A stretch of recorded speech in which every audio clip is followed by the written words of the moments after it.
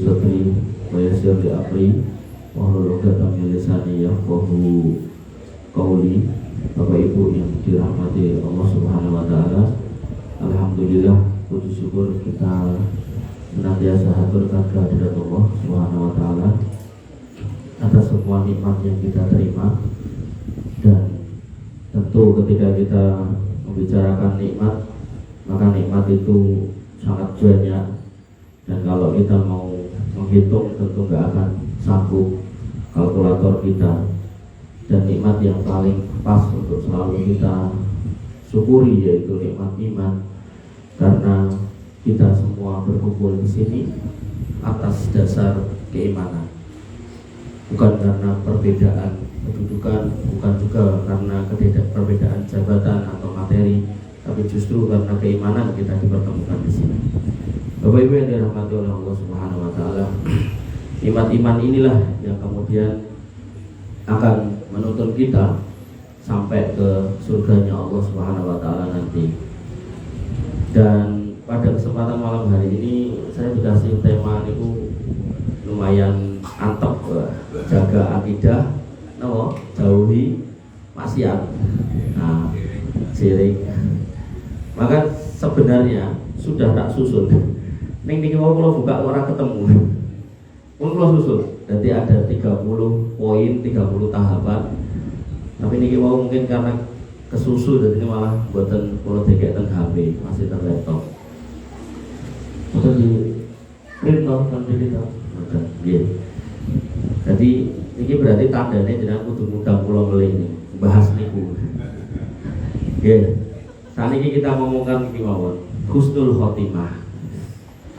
Ibu-ibu, bapak yang dirahmati oleh Allah Subhanahu wa taala, ketika kita membaca hadis Nabi SAW, maka kita dapati Nabi SAW niku bersabda 2 kali atau 2 kalimat yang mirip awalnya, ning terakhirnya beda. Nabi mengatakan yang pertama, innamal amalu binniyat.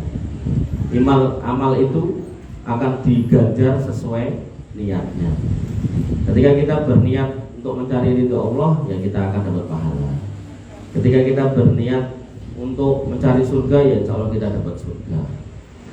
Maka pada kesempatan yang lain Nabi SAW juga bersabda, wa innamal a'malu bihawatimiha, dan amal juga dilihat dari akhirnya. Artinya ketika kita mendapati orang-orang yang hari-hari kok koyone wong solih, wong alim, maka jangan menanamkan itu pada diri kita sampai kita tahu akhir dari hidup orang itu. Makanya dalam belajar agama itu banyak kalimat yang intinya adalah ambillah ilmu, dalam artian kitab, dari orang-orang yang sudah mati. Karena kalau orang ini sudah meninggal, ulama ini sudah meninggal dan meninggal di atas kebenaran, maka insya Allah kitabnya itu terbebas dari subhat, dari kekeliruan.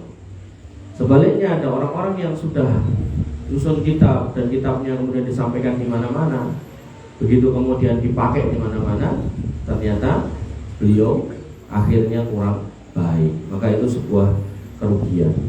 Nah, teks lengkapnya Nabi SAW pernah mengatakan bahwasanya nador Nabi SAW ila rajulin yuqatilul musyrikin. Nabi SAW melihat kepada seorang laki-laki yang dia itu senang untuk berperang di jalan Allah melawan orang musyrik. Wa kana min aqdomil muslimina wa na'an anhu. Dan orang ini orang yang paling gagah perkasa, paling jos, paling hebat. Jadi nek perangnya ora megah di belakang orang, nggak mau. Dia pengennya di depan orang, dia pengennya selalu di depan. Faqala, ketika Nabi SAW melihat orang itu, Nabi mengatakan, man ahabba ayyandura ila rajulin min ahlina falyandur ila hadza. Siapa yang pengen melihat seorang laki-laki yang akan menjadi penghuni neraka, delok wong kae lho. Dan ketika kemudian dikatakan seperti itu kepada sahabat yang sedang bermajelisnya tadi, ya tentu sahabat yang dikasih tahu itu penasaran. Maka apa yang dilakukan? Fatabi'u rajulun. Kemudian ada seorang sahabat yang mengikutinya, falam yazal ala dzalika hatta juriha. Dan benar begitu kemudian diikuti, dia perang tanpa takut mati dan gak peduli dengan kondisi yang dia alami. Dan ternyata apa yang dia dapatkan dari peperangan itu, dia terluka parah sedemikian parah, dan dia nggak tahan, nggak kuat nahan. Fasta jalal maut, kemudian dia mempercepat proses kematiannya. Apa yang dilakukan? Faqala bidzubabati saifihi. Dia kemudian ambil ujung pedangnya, kami ini gojaane pedang ini pucuke tendur. Dia ambil ujungnya, diwalik gitu. Kemudian fawadu abaina satyaihi, kemudian diletakkan di dadanya, begini. Kemudian fatahamala alaihi, kemudian dia hujamkan badannya ke pedang itu, dicobloske.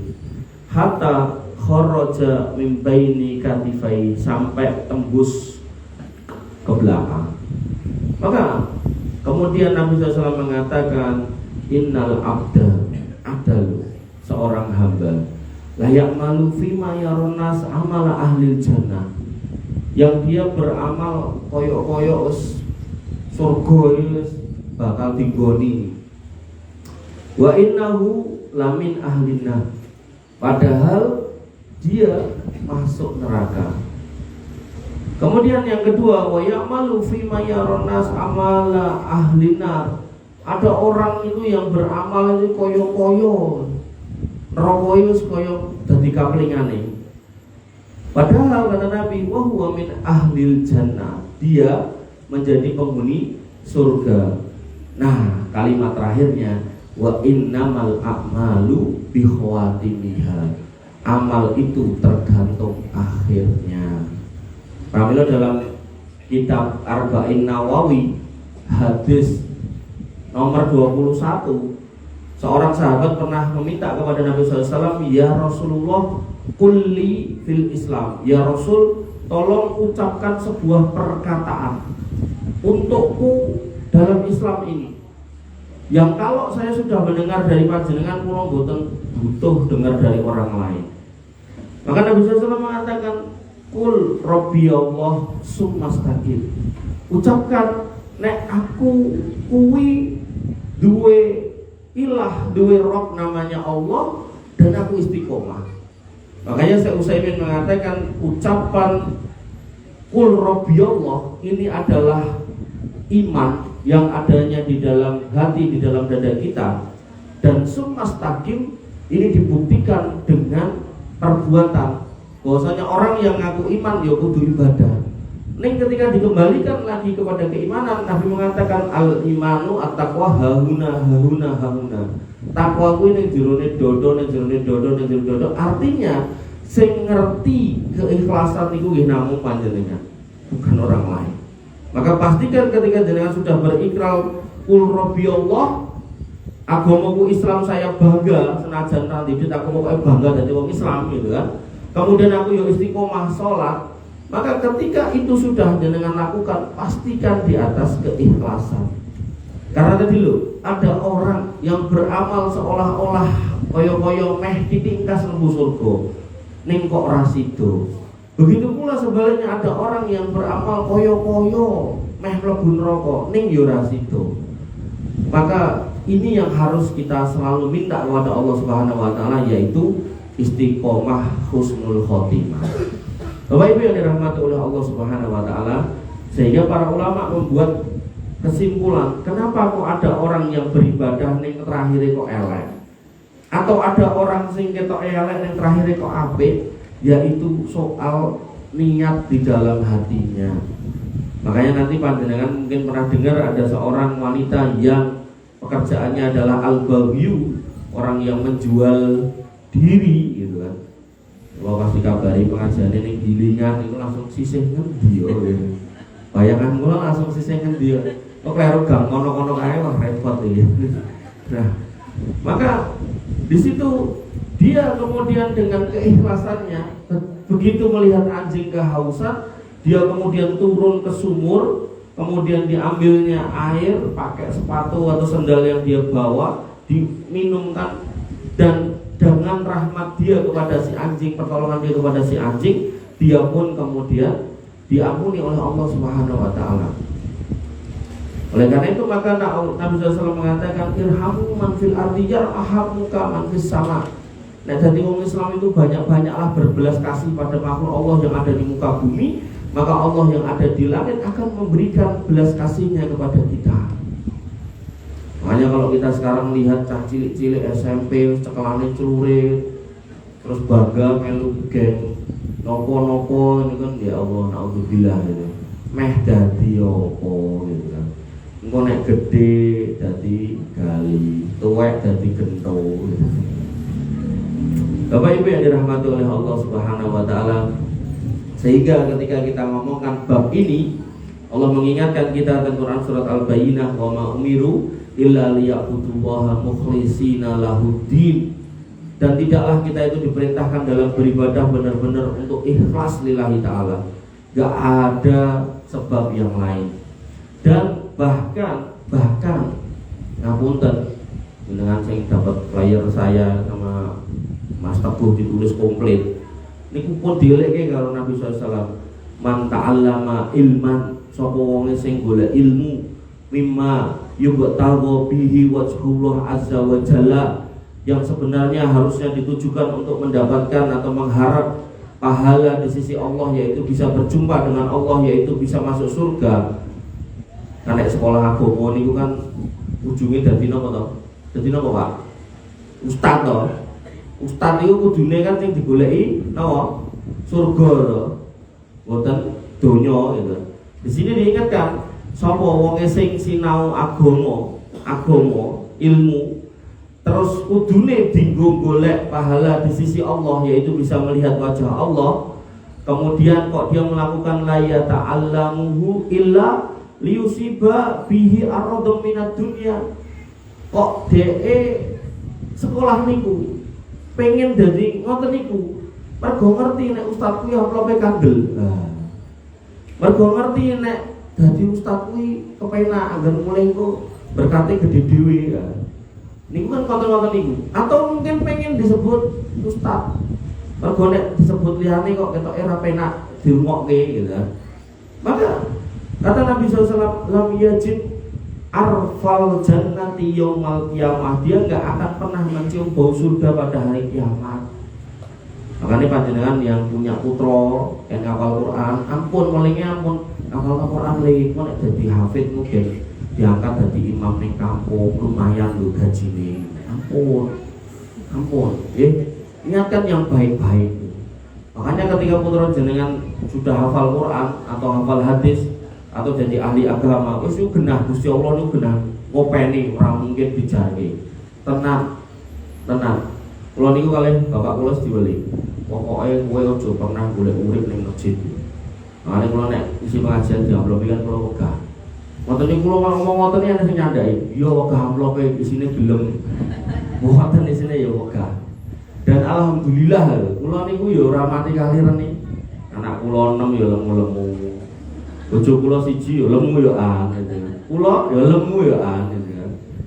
Kula gadah santri 15 yo mboten enten sing mati kaliren gitu kan. Dan santri kula niki nggih mboten kula kan bayar SPP gitu.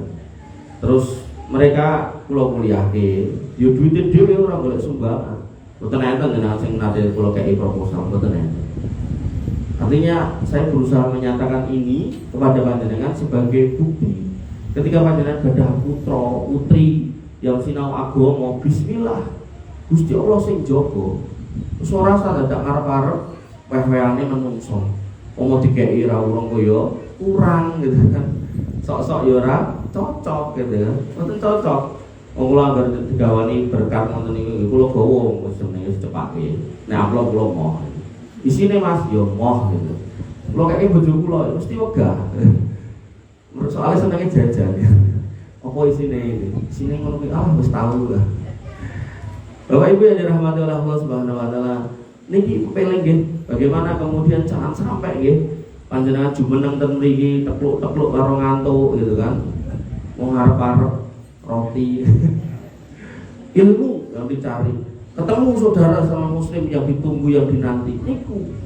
Dan itu yang kemudian nanti akan membuat jenengan ketemu lagi di sana sampai ketika Allah sudah menyelesaikan urusannya, segala macam hisab itu sudah selesai, orang-orang yang harus di surga masuk surga, orang di neraka masuk neraka. Maka orang-orang beriman kayak panjenengan umpami masuk surga mengke ditekoi di meneh kancamu sing meh mbok cangkem nyemplung surga.